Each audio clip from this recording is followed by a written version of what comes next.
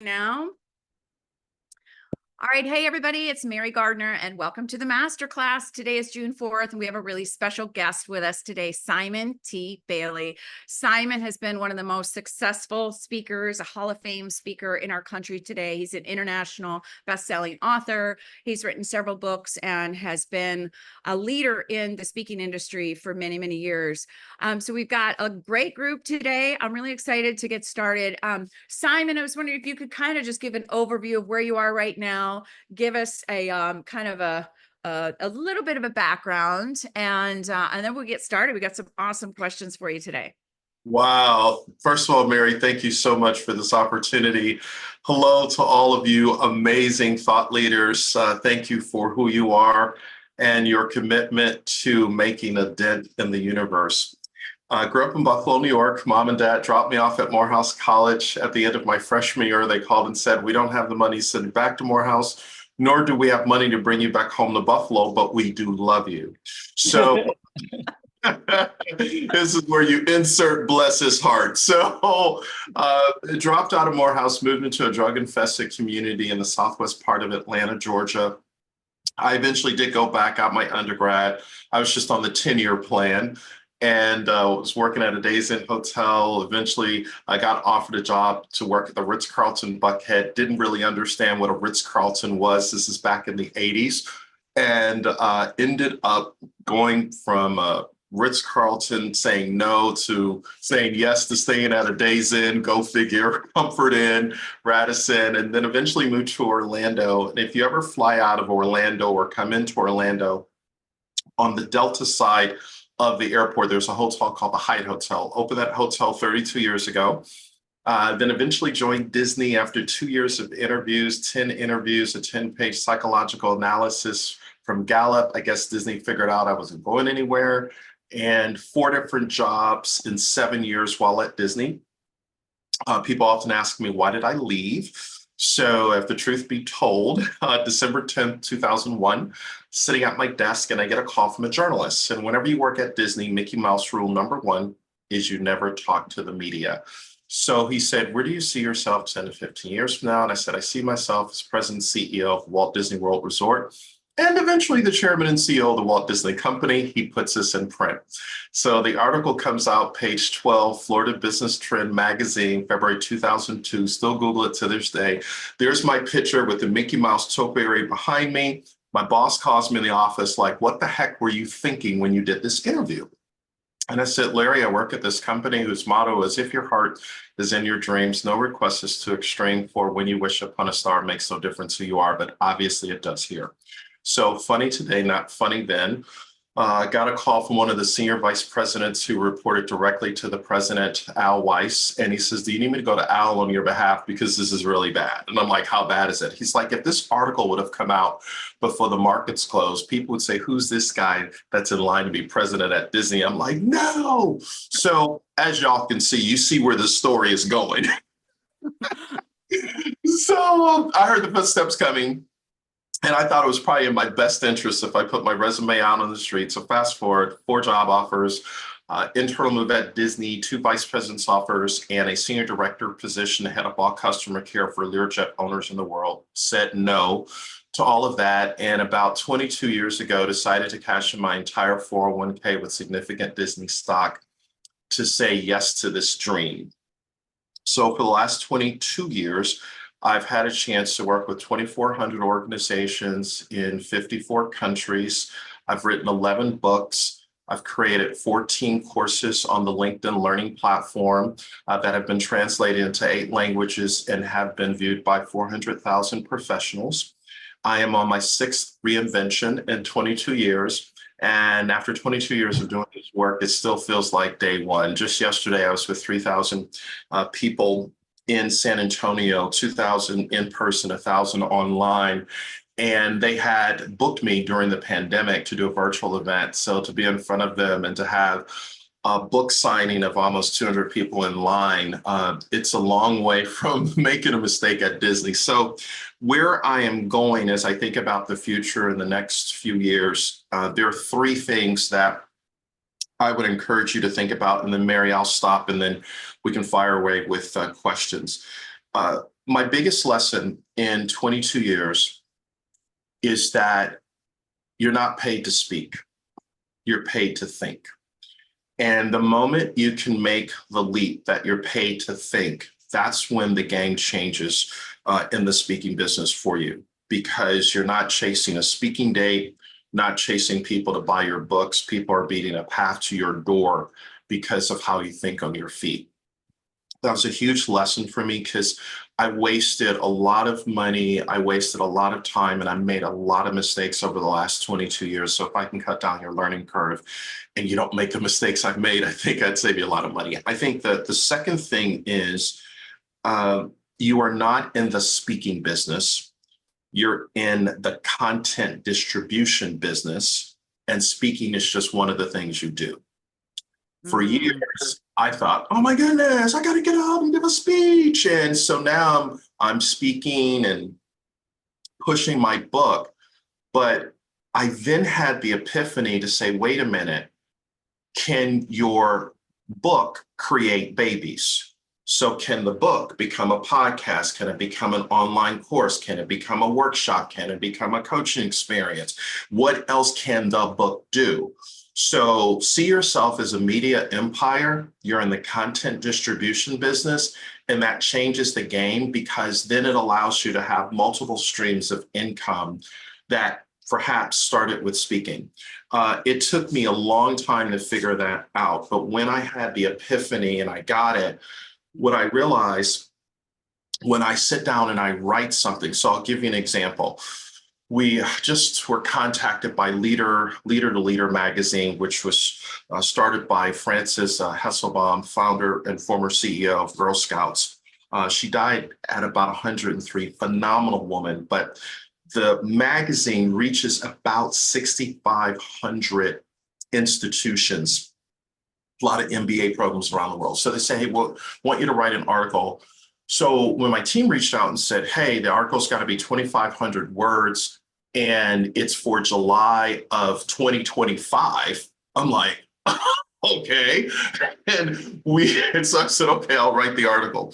So I did a second draft, and I know they're going to go back and edit it. But one of the things that we have done along the way is I hired a company to do some research for me, because what I begin to realize, the higher your fee, the higher the decision tree.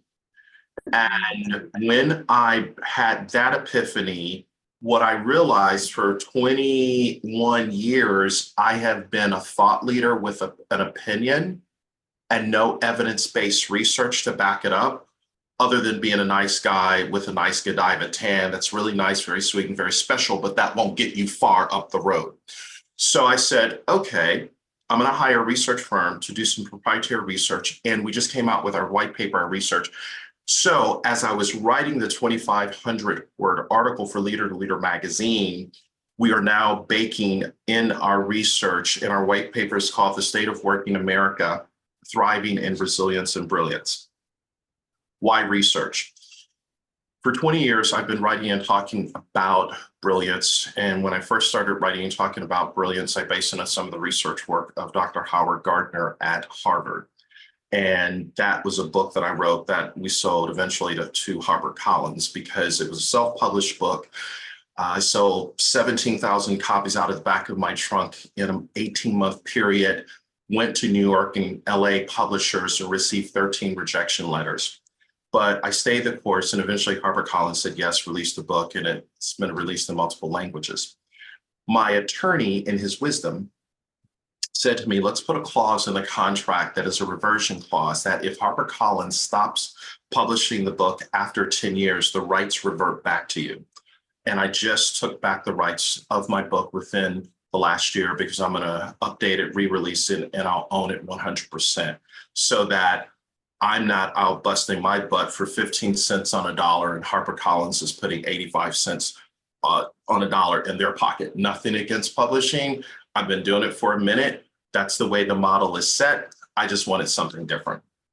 So what I realized is, in content distribution, is I wrote this article, but now I'm going to take that article. It's going to be a keynote. It's going to be a podcast. It's going to be coaching. It's going to become a course. because I really liked the article and I liked how I came up with some new, fresh things to talk about based on the research. All right.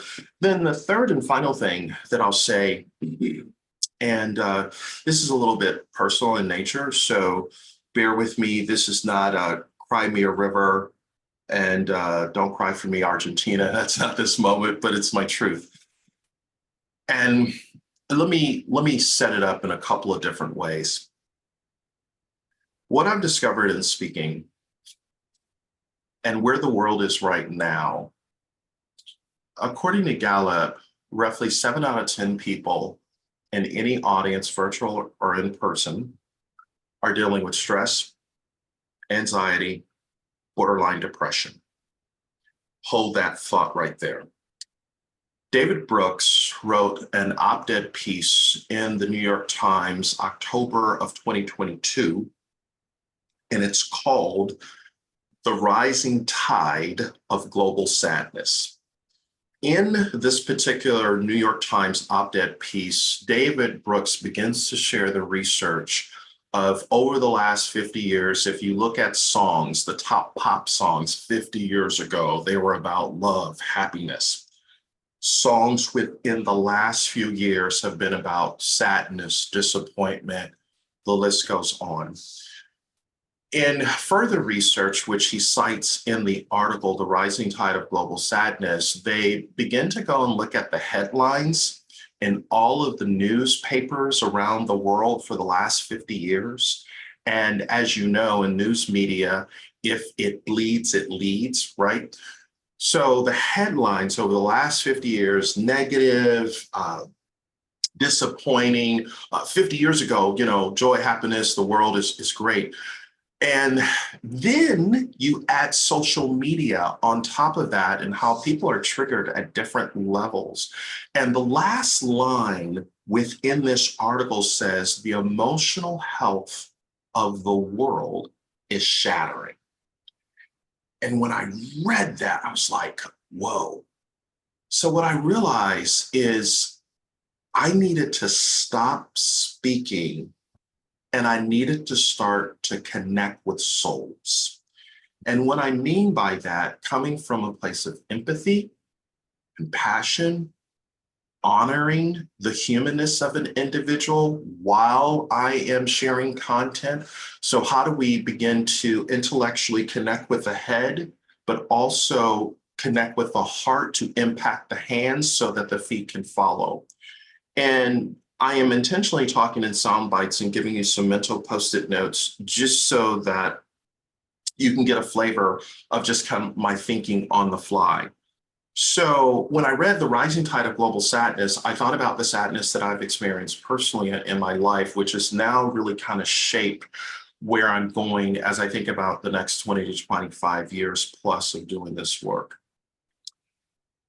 My daughter, Madison, came into my home office a few years ago, and I sensed she wanted to talk, but I was emotionally unavailable. And she said, "Hey, Daddy." I said, "Hey, baby girl." And she ended up leaving my office. She said, "Daddy, I see you're busy. I'll just come back later." I said, "Okay." And it hit me on the plane that I had missed the moment to connect with my daughter. So when I came back from out of town, I said, "Hey, Maddie, you wanted to talk to me?" She said, "Daddy, it's okay." I said, "No, it's not okay, because if I don't change my behavior, you're going to marry a joker just like me." And her mom said to me, after 25 years of being married, "You give everybody the best of you, but you give us the rest of you, and I don't want the leftovers anymore." And what I realized in speaking, I had built the house but lost the home. I was chasing money but had no meaning. I was pursuing power but had no purpose, and I was going after status but had no satisfaction. And after 25 years of being married, starting literally this business, I went through a divorce. And my attorney said to me, "I suggest you go and see a therapist." And no guy wants to go and sit on a sofa with a therapist named Anita that's been practicing therapy for 40 years and has more degrees than a thermostat. But there I found myself on the sofa talking to Anita.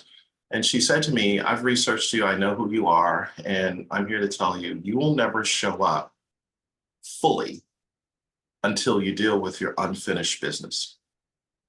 And she was inviting me to look in the mirror and to shed all of the stuff and show up fully human instead of just this persona I thought I needed to project. And I'm sharing this with you intentionally for a reason, because up until that time, wind me up, put me on stage, oh, motivate people, blah, blah, blah, whatever, okay?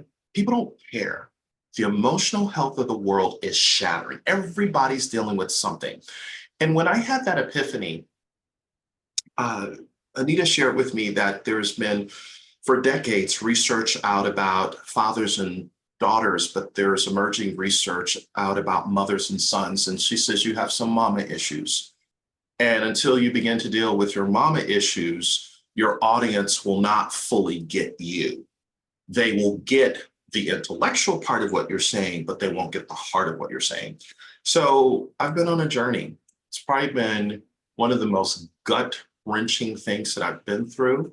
I have since gotten remarried to an amazing woman. So the man that you see standing before you is because of the amazing woman that I'm married to, Jody.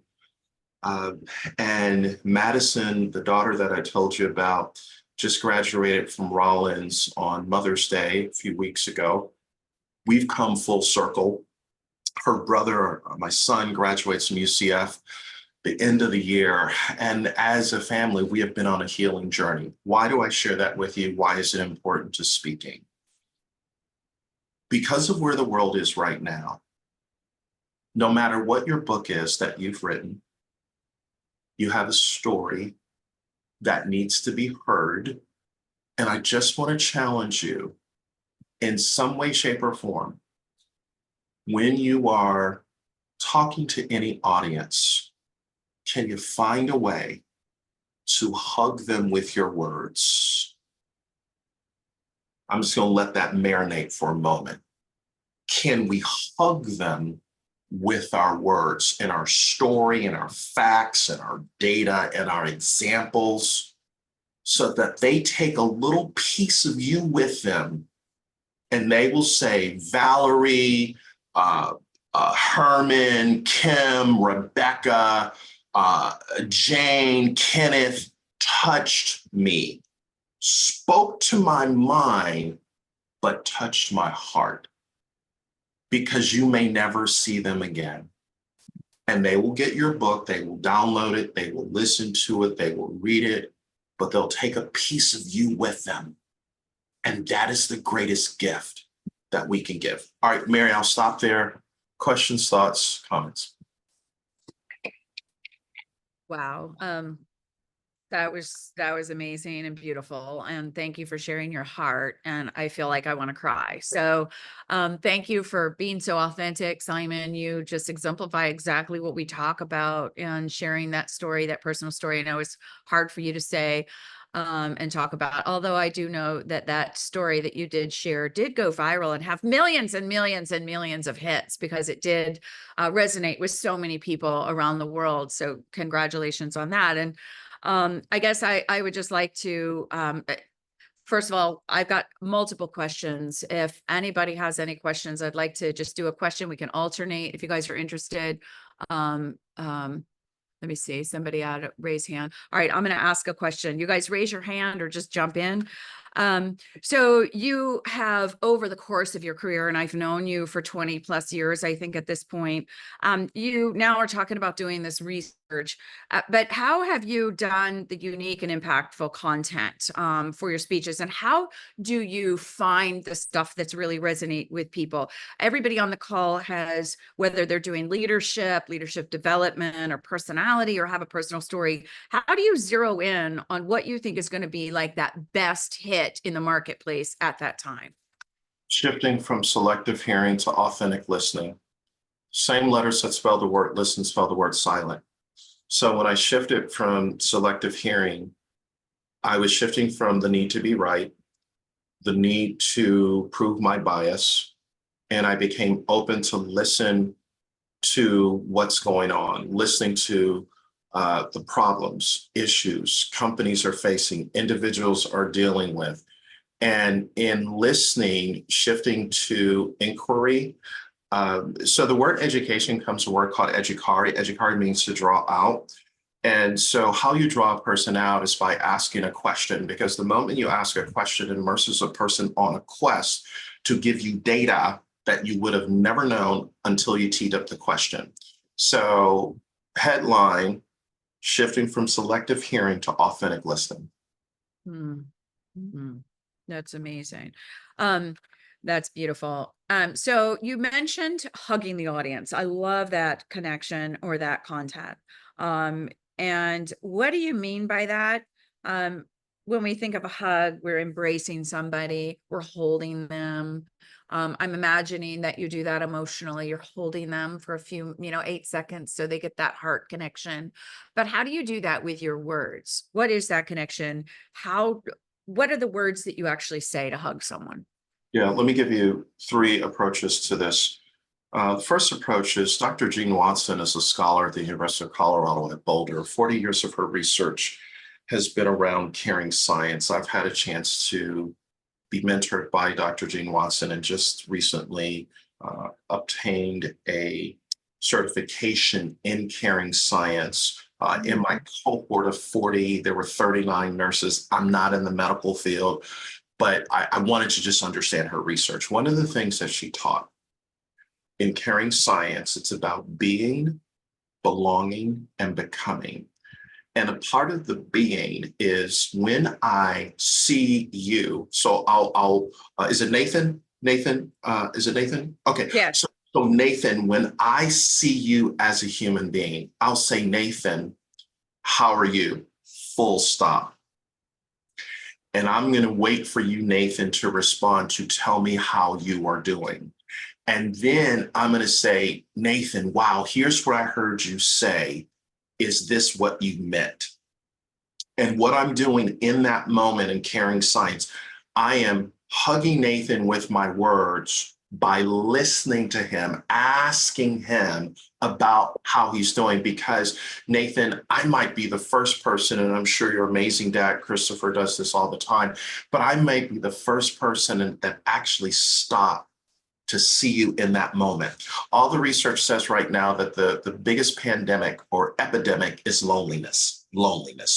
So number 1, caring science. Number 2, I did this yesterday in San Antonio. I asked them to send me stories of individuals who are in infection preventionists that work in healthcare systems all over the world. 2,000 people or 1,000 people on virtually. I said, send me stories. One of the stories they sent me of a guy named Sean Brown.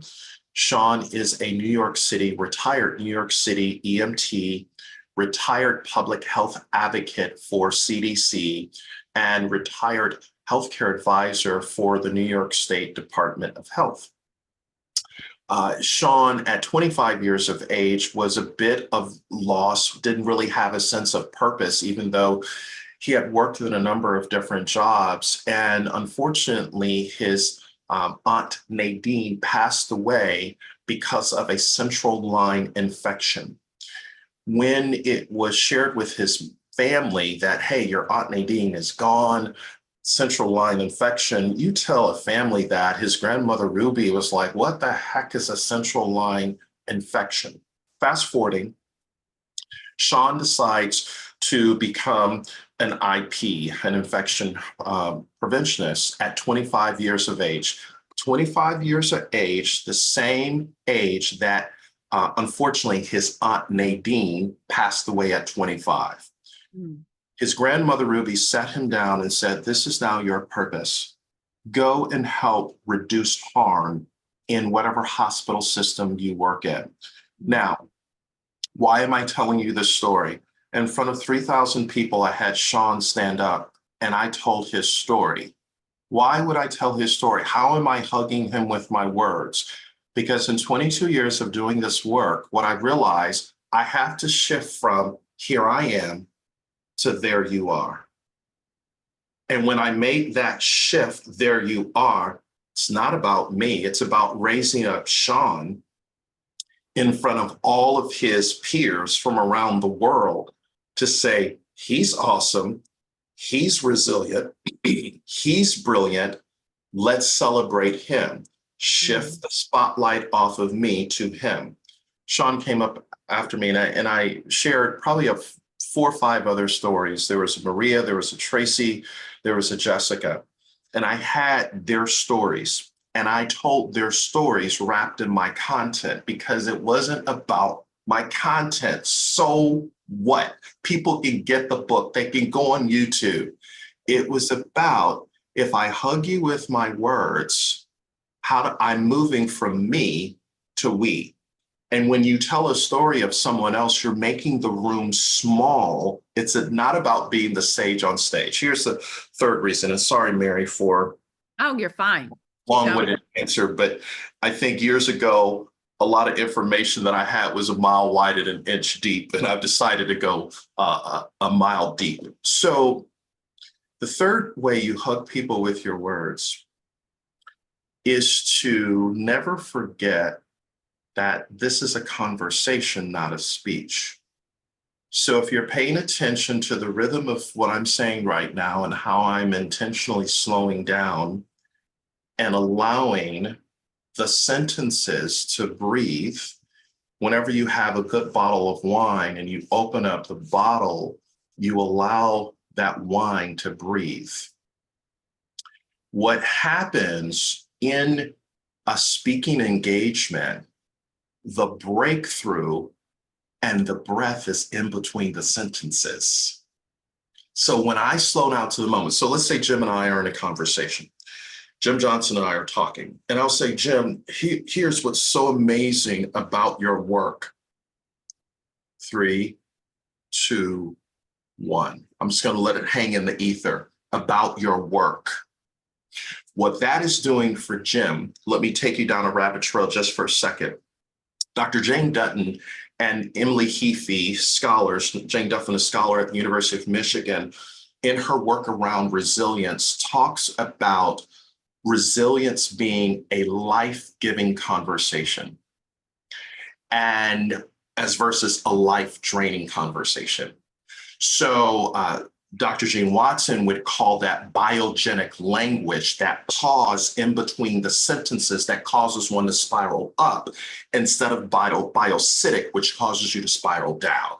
So when I say, Jim, because of your great work, all of a sudden, life-giving, great work, Jane Dutton would say the connective tissue in that moment causes you, Jim, to spiral up because you lean into where is this going because you're talking about me. And what you want every audience to do is to lean in because it's about them. And you're putting the mirror in front of them to reflect. Years ago, MIT did research around mirror neurons to reflect. Here's your awesomeness. And I'm just mirroring back to you how I see you. That's how you hug a person with words, because language is the software of the mind. Words carry energy. And all we have on this Zoom call are words. That's all we have. That's all we have. So how do we take our literary words, like a surgeon uses a knife, like a plumber uses a wrench, like a carpenter uses a hammer, and how do we hug with our words wherever people are? Wow. My question, you have a lot of words in your head and a lot of riffs where you have memorized different, oh, there you are. You jumped onto the other side of the page. You have a lot of memorized statements, poetry, beautiful, elegance. And my curiosity is, how do you find those? Do you make them up? Do you go study other people's? Do you write them down? Do you memorize them? How do you get that content in your head and solidify it into your speech? Is it all written in advance? And do you practice it? How does that process happen? Think it, ink it. I have 4 to 5 books going on right now. If I see something that grabs me, I write it down. I have a journal on my phone. The app is called Day One. Disclaimer, I have no affiliation with the app. I've just been using it for the last few years. So I'm out and I'll be listening to an audiobook and I'm like, oh, that is so good. Mm. I capture it. I'll repeat it 4 to 5 times and I'll own it. And then I'll regurgitate it into, so how would I say that? And the more I tell the story, or I read this op-ed piece, the more it just kind of goes deeper in me. That's the first thing. Mm-hmm. The second thing is I hired a coach years ago. Her name is Sam Horn, absolutely phenomenal. Sam taught me this concept called the phrase that pays. How do you come up with pithy, sticky, memorable phrases that land? And so I learned from her that whenever you're talking to an audience, you want to encapsulate it in a visual that transfers to their mind and are like, whoa, that's phenomenal. So when I take something and it's original with me, I said hug with your words. That's something I've been saying for years. When I understood that, it was because of that coaching experience. I'll give you another example. I was invited by a friend to go to Bhutan a couple of years ago. And he says, hey, come to Bhutan. And we were on Zoom. He said, we're going to go hiking. And the first thing I say to him, I didn't say this out loud. I said it in my head. I was like, Black folks don't hike, go hiking. Black folks don't hike, right? So there I found myself in Bhutan. For those of you who don't know where Bhutan is, it's about a 45-minute airplane ride from Calcutta, India. So I'm out on this hike. I'm from Buffalo, New York. I live in Orlando, Florida, hiking. I got this. About 5,000 feet up, I'm losing oxygen. I saw Jesus, Mohammed, Buddha, everybody. I'm like, this is crazy. And we were going all the way up 10,000 feet to spend the night at the monastery with monks. And I'm like, I'm turning around. And just when I was about to turn around, there's a guide with me. His name is Poob, P-H-U-B. And I said, Poob, how much longer until we get to the monastery? And Poob says, don't miss this, just a little bit more. I said, okay, well, 2.5 hours later, just a little bit more. Oh my God. Here's the point. Here's the point. Every day there are stories that are all around you. Pay attention to the surround sound of life. I make it to the monastery, and I'm there for 2 weeks in Bhutan, and coming back on the plane, I had to fly from Bangkok to Dubai, back to New York and then Orlando. I said, oh my goodness, Poob, encouragement is oxygen for the soul. Because that's what he did on my hike. He encouraged me. And I said, so what was that? Encouragement is oxygen for the soul. So it's just paying attention. What's around you? What's happening real time? Love that. That is so beautiful. We're going to throw it over to Coach Jim Johnson. You have a question? Yes, Simon, thank you. Appreciate all your valuable information. I'm just curious, because I agree with you, as a content distributor, I'm just curious, what is your ritual or routine? Because, I follow you on LinkedIn, so I've definitely seen articles and that kind of thing. But what is your routine as far as distributing your content on a consistent basis? So every week, once a week, we distribute a newsletter in LinkedIn. That newsletter is generally written probably about 2 to 3 weeks in advance, and then Taylor, our digital marketing manager, will tailorize it, and then she will schedule it so that it goes up every week.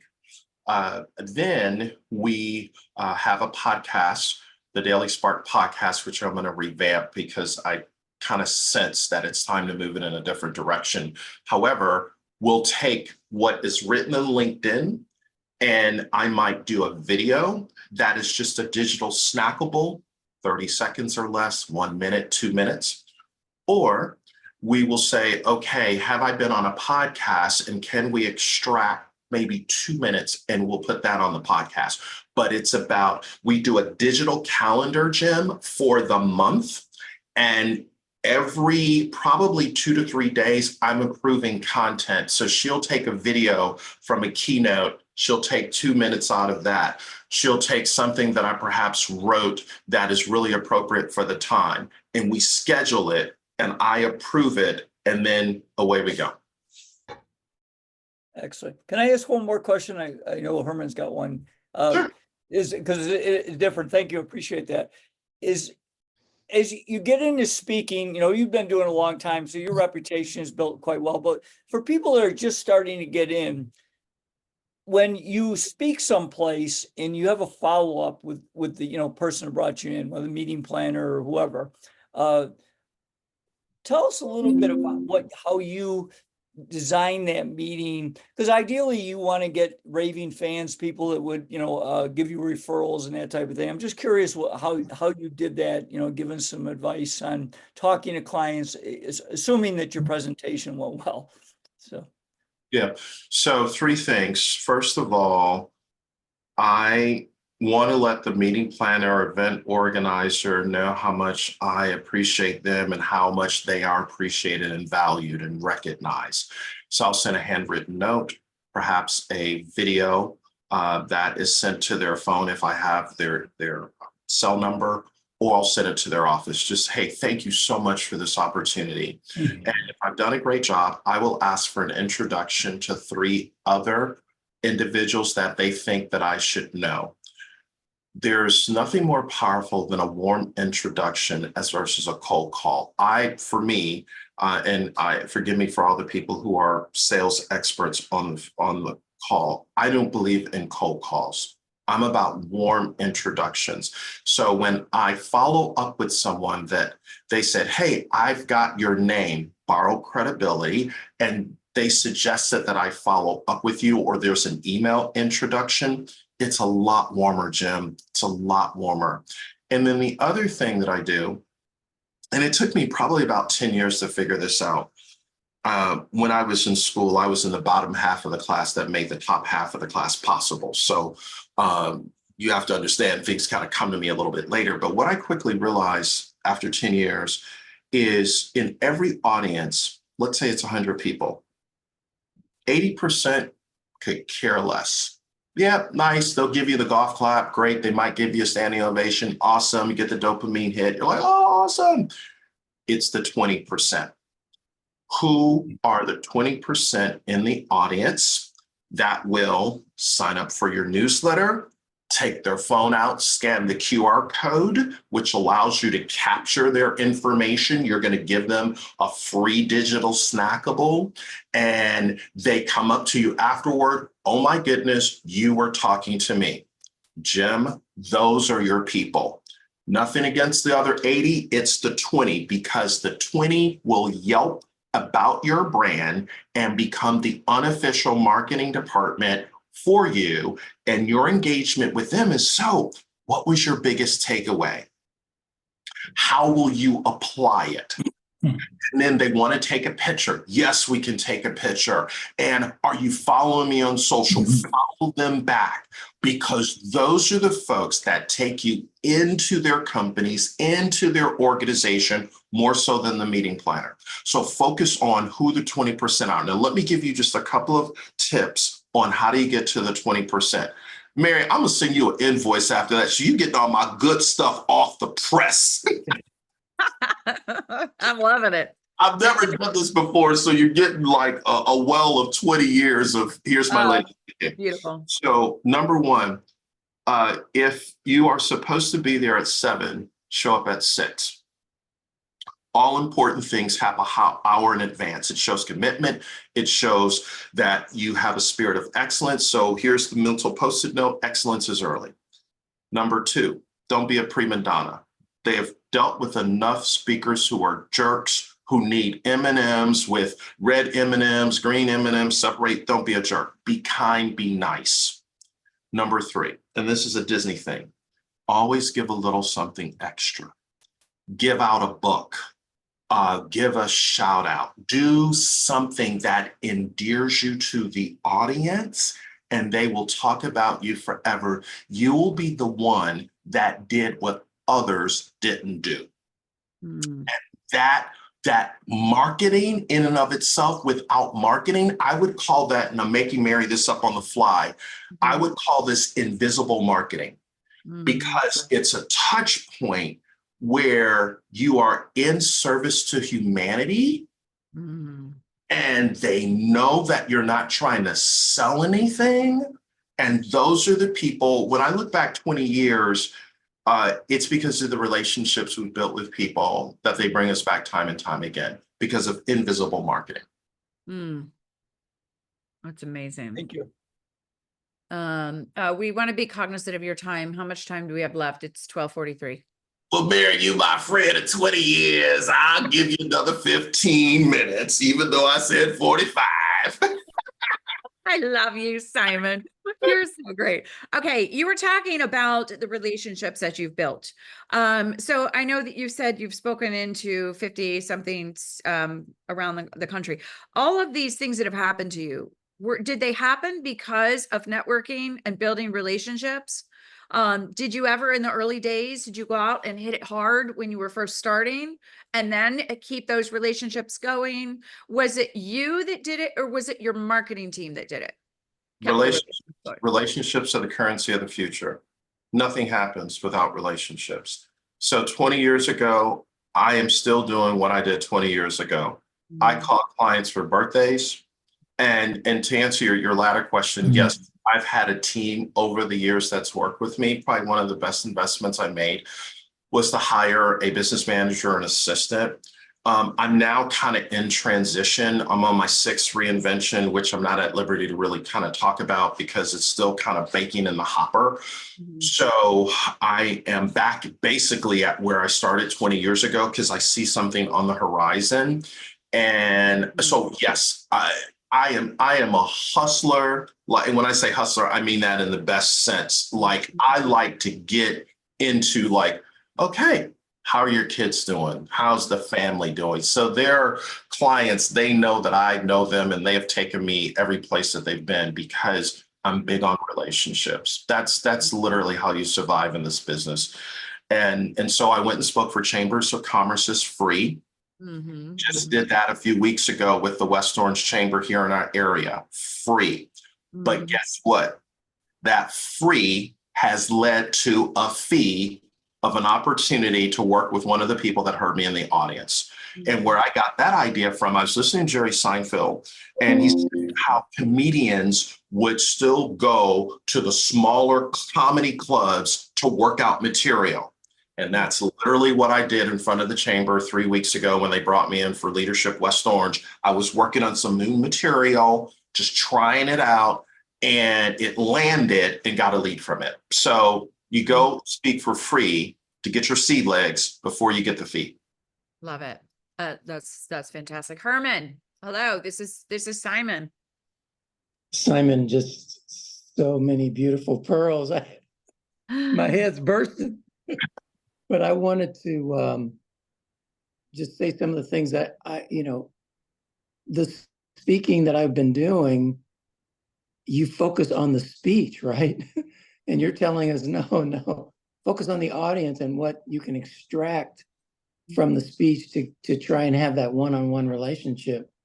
And I think it all comes down to, I see you. All these things you're saying, birthdays, thank you. How's your kid that's going to be graduating this year? All of that says to people, I see you, because people feel like they're totally invisible. And so I just wanted to say I appreciate all these pearls. And I walked away with saying, maybe I'm focusing too much on the task and not on the connection. So I appreciate that. Thank you. You're welcome, sir. I'll just say, when I had the epiphany, because for years I've been focused on, here I am, look at my brand, look at my one-sheeter, look at my sizzle reel. And when I made the mental shift, no, there you are. You are an amazing human being. And I'm just seeing you for the first time, even though you've always been there, but I've had the screensaver face on and I didn't get you. And now what I recognize is if I kick the bucket, expire, or checked out tomorrow, God forbid, what would I want people to say? And I would want people to say, to your words, Dr. Williams, he saw me and he hugged me with his words. That's all. That's all. That's all. I love that. It's so great. There's someone else that has their hand raised and I can't quite see it. I'm trying to get it. Does somebody else have a question? Aparna. Aparna. Hi there, Simon. I'm sorry I came in a little late, and I'm really sorry I missed your early conversation, but what I got has simply blown me away. I am in a place where your words are really strongly resonating with me, and still in the process of putting my own oxygen mask on, and this stuff is oxygen to my soul, so thank you. I've always kind of been a believer in making, the saying is people may remember what you say, they might remember what you do, but they will definitely remember how you make them feel. And that has always been the way I've interacted with people without actually knowing that language concretely. And then I shifted, just because that's the way the world works, to the more task focused, that these are the outcomes, these are the results, these are, this polished PowerPoint and whatever, right? And it's so heartening to hear somebody say, and you can go back to what feels most comfortable to you. Because the expertise is there, the knowledge is there, it's not going to go away. What we kind of lose is that human touch. And I thank you for making that okay in this forum. So thank you. Thank you, Aparna. It's okay to go off script, totally go off script, because that's your humanity, your authenticity, and people know the difference. They know the difference instantly. They can feel it. And I love the Maya Angelou quote. I live by it. So thank you. So awesome. I just am curious about your balancing of your time and looking at how much you've been able to produce. And you mentioned how many LinkedIn courses you've got, how many books, 11 books, you've traveled around the world. Obviously, you've written a lot of different speeches because you are being invited back to class or to places. I'm guessing you do write new material for those things. How do you balance that creativity and reading and all that kind of stuff and productivity? You're also having to run a business. So how is that balance for you? A lot of people forget that, yeah, the 10% that you're on stage, there's 90% behind the scenes. And so how do you balance those times schedule wise? Now, Mary, you have asked me a got you question. Now I know why you didn't text me questions in advance, because you wanted to get me in the moment. Let me, in the spirit of full disclosure, I have failed and I've been horrible at this. So went through the divorce and having this business, and a part of the divorce settlement, I had to take on $500,000 worth of tax debt owed to the IRS. Okay. Mm-hmm. Now this is when we're gonna get real. Okay. Mm-hmm. So what I recognized while I was out making the recipe happen and delivering what people had bought, I had taken my ass off the business.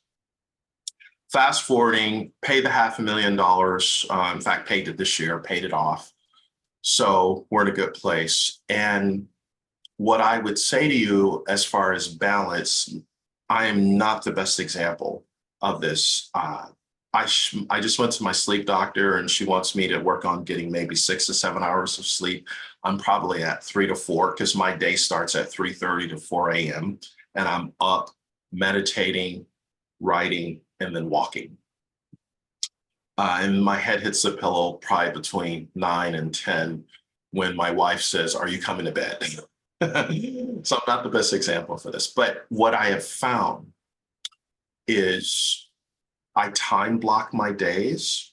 So I have a day that is a focus day. And in that focus day, I'm going to deliver. I've got a podcast interview. I've got a speech or something going on. That's a focus day. I have buffer days, which are my admin days, where paperwork, bills, what's going on with the business. I have a CPA, 2 of them. So now we're having like conversations monthly, but I'm making sure I stay on top of things. And then the other part of my time is just my development. So I recently did something crazy at 55 years of age. Who does this? I went back to school. Wow. And I just finished, I went to get an executive MBA from the University of East London, finished all that, and I'll be going over to London in September to walk the stage. But thank you. A part of me doing that is because I'm forever a student. And I had to time block. I had to, let me give you the mental post-it note. What will you say no to protect your yes? What will you say no to protect your yes? My yes is that before I take my last breath, I want to impact 1 billion plus people on the planet, right?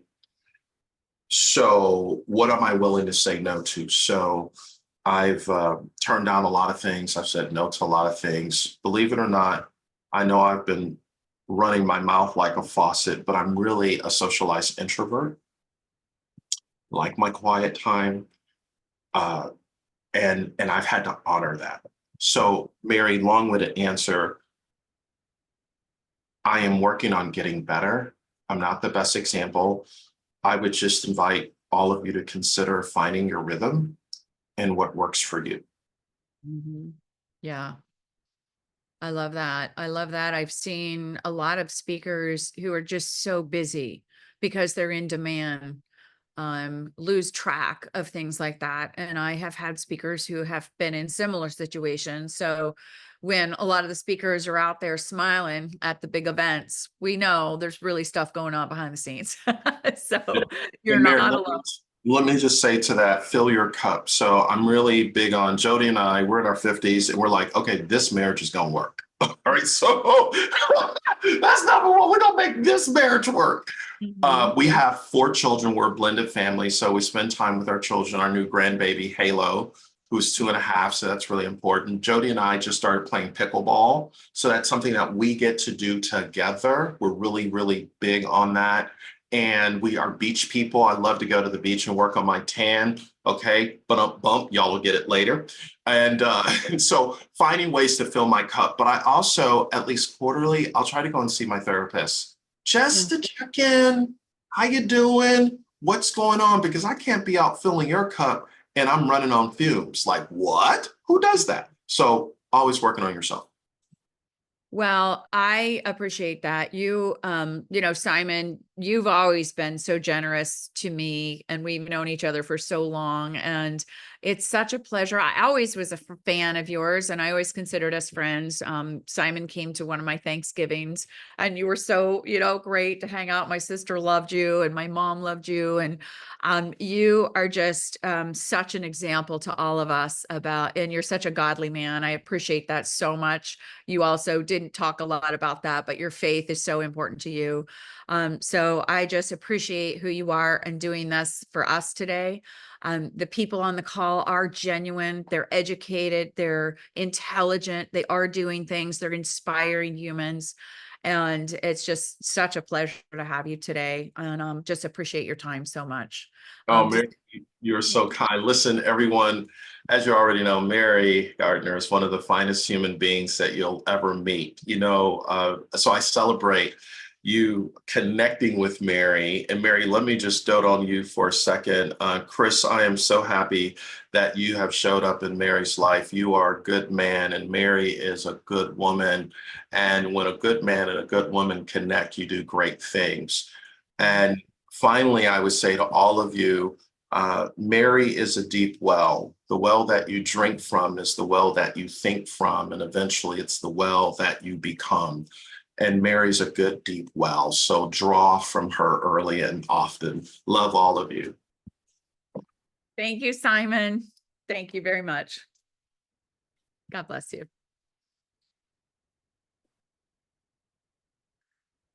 Wow. Well, what'd you guys think? Did you guys glean some good information from Simon today? Mary, I What- can't capture all those little little phrases he has. Those are awesome. They're all stopped at about the third word. He's got 3 in all of them. Yeah, that's why I was asking about how he memorizes those things and what he said about that. He captures it. There's an app that he uses. I could get, it's called Day One, the app. When he, Nathan uses that actually. That's the one I okay, use. okay. That's what he So he uses. captures it on day one, he repeats it 4 to 5 times, and then he assimilates it into how he would say it. So I think he captures it and uses it right away. So yeah, and we're gonna get the transcript from this, so I can send out notes afterwards. So yeah. I love how he has changed it from, oh, my brand to it's you, it's, hearing you, and it's understanding you. And some of you guys were not here at the very beginning, but he spoke about the horrible epidemic that we have right now, the sadness, the loneliness. Over the past 50 years, the songs have gone from, they've done research. There was somebody that he recognized, and that the song headlines have gone from love songs to now sadness. And so he said, if it bleeds, it leads. That's what are in the headlines, are those type of songs. And he said that we have to really focus in on the souls of people, so that empathy and really leading with your heart as opposed to the head with the heart, I guess. He said, the head with the heart, with the hands so the feet can follow. But there's the rising tide of sadness. And so I think all of us who are attempting to be inspiring leaders in the world, what I think he said at the end is filling your cup constantly, mentally, physically, spiritually, emotionally, filling your cup so that when you go out, you're strong and people aren't just taking from you. And as a thought leader, you're having to generate a lot of creativity, and that can be exhausting. That can be very tiring. So you do need to rest. That's why, God gave us Sundays to rest. And so making sure that all of us have that downtime. And I so appreciate him telling his story. I know Jody, she's so good. She's so amazing. She's not at all like I would have thought Simon. She's not a speaker. She didn't know who he was. She, totally different. But when they met, they just connected at such a deep level. And I appreciate him saying he's an introvert and that he spends a little bit of time, but mostly taking care of his own needs. I thought those things personally were so impressive. Stacy, what are your thoughts?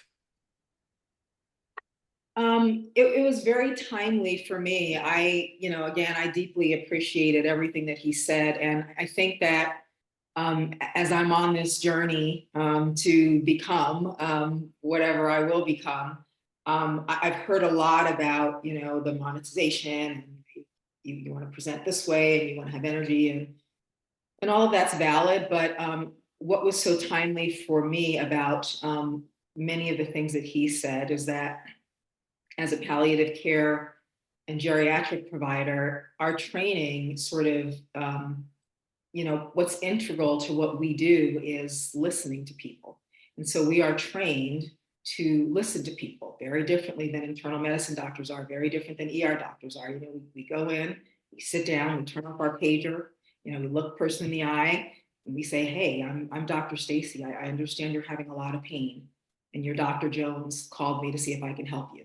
Is now an okay time to talk? Start with a question. Does it going to work for you? And then you kind of lapse into what we do. And a lot of what we do is third level listening for what's not said, what's under the surface, and really helping people to connect with their pain, with their goals, and then being able to move forward and communicate that to the rest of the medical team and all the specialists and honor what people want in terms of their care. That's who we are as palliative care doctors. And so for me, it was refreshing because it just reinforced to me, who I am as a person when I speak, connecting with the audience that way, asking some questions, listening, acknowledging people, telling stories, connecting with the heart and the head, as opposed to, going out there and, being this sort of, I don't know, this product that, was for sort of mass consumption. It just reinforced to me that, that's where I personally need to be, because that's what's important to me as a human being and as a palliative care doctor, listening to people, making sure that they feel heard, acknowledging them, acknowledging their pain. Gosh, it sounds like you're really struggling right now. Do I have that right? Yeah, tell me more about that. That's what's important. People is important. And not, not going out there and just having the keynote to give because I want to be so great. It's about connecting with people through my story and saying, this is what I struggled with. I see you. I hear you. Yeah, I felt that way too. Or I would feel that way if I was in your situation. That's far more important to me, whether I make a dime or not. Yeah. Than just going out there. And, there was another guy that you had here, and, he was great in his way. I forget the guy that was married to Gladys Knight, but, Kim and I were talking about it, and I want to be honest, we just, we were left empty. We just felt like we were listening to a person that had 1,000 pithy little phrases and just going to throw them out there and say them, whether that was true or not. That was our impression. And that was very different than what I got from Simon today. So it was very timely. Oh, I'm so glad. I'm so glad. Yeah. And they all have different formulas that work, which is why I like to have in the masterclass different experts that come and share their stories and talk about what they do. So yeah, on this journey of thought leadership, there's so many components of it. Even on the call today, we have the CRM system with Zach, and we have the publicist Shelley. We have several people here that are doing books and have done books and are on that journey, and we meet people where they are. So what works on one day may work for a different person the next time. We don't know. And like Simon could have asked, if I would have asked him different questions, it would have been a different presentation. So, and maybe I didn't do a good job asking the other person, the right questions, but I'm glad that you were able to gather, really good stuff out of today. Aparna, I loved what you had said, just at meeting you on this journey. Did you find some of this valuable for your potential speaking? Also, I know you're in a transition period as well, but did you like some of the content that he was talking about today? Yes, I really enjoyed his content. I'm not even thinking about monetizing it or using it for speech or anything like that. Like I said, right now it was just oxygen to my soul. It really lines up. The synchronicity is amazing, how it lines up with some other work that I'm doing. And it's disheartening to hear somebody say that. So, I think he's onto something, and I hope he gets his message out, and I hope we can all help him with that. I love that. Yeah, that's so great. That's so good. Did Herman leave? I guess Herman jumped off. Okay. Coach, how about you? Was there anything else that resonated? It's just, I could really tell he was authentic, in the fact that he opened up and shared some stories of his own life and then I'm always amazed, trying to, I just love some of his thoughts with like hugging people with your words and Yeah. just, I couldn't write it down fast enough. So it's like, it's all things that can really touch your heart. And, and another thing is, I think as speakers, sometimes we just got to be reinforced that, you're there to help the audience. And sometimes we're, I know when I first started, it was all about making sure that I had everything prepared to make this great speech, but I wasn't thinking about the audience enough. And that's just a really good reinforcement. Yeah. And the distinction he made early on was that as a speaker, we're paid to think, not to speak. And so the world is evolving at such a high rate that really having cutting edge information. So the fact that he invested in a white paper on his own, I think that was really valid. And when we all dig into our own stories, to be able to have those data points and maybe something that matches your brand, to, do a white paper, whatever. I know on Fiverr and on Upwork and things like that, you're able to find researchers, might be worth investing in your own brand. So that I found really fantastic. Well, I'm going to wrap it up today. I just feel so full, and I'm just so appreciative of each of you. Zach, you were here. Appreciate you. Hey, Ken, Dr. Ken, are you able to say a quick hello? We didn't get to see your lovely face today. Are you still there? He's in Orlando. This guy is a genius. All right, well, maybe he's away from the computer at this point. Shelley, thank you so much for coming. So good to see you as well. And Harash, I know that your autopilot is still here, so we appreciate you being here today. And my cute boyfriend in the middle of my screen and his adorable son, Nathan. You guys are the best. Hey, Chris, you know Zach down there. I don't know if you guys are seeing on the screen where you guys are, but yeah, say hi to each other. So anyway, thank you guys all. I'm here if you need me. If you have any questions, just text me. And thank you again for coming today. And if you are interested, I'll get this transcript out for you today so you can have some of those nuggets. And we look forward to having all of you guys in our life, and keep being inspiring. We love you all. Take Hey, care. Mary, are you, did we transcribe the TEDx one from last week? We'll check it out. I'll make sure that we do. The TEDx was, it was last week. I think so, but we're working on the membership site. Zach is working on with that. So we'll be getting new logins for everybody, because we switched over to a new CRM system. A new personality is working on our technology. Tyson got a new job, and so Zach is our new guy. All right, great. So since we're signing off, I'm going to give you a quick call, or we can just stay on for a couple of minutes. Sure. Either way, we can just stay on. Thanks, All Mary. right, thanks, everybody. We'll talk later. Thank you. All right, hold on. I'm gonna remove stop video. Okay, there we go. And we'll remove him. Remove. Don't report. Haresh, hold on. Remove. And I'll remove this one. I'm not going to remove that one. Okay, but let me see if I can just pause it. Put in waiting room. Okay, there it is. Okay. Hi. Hi.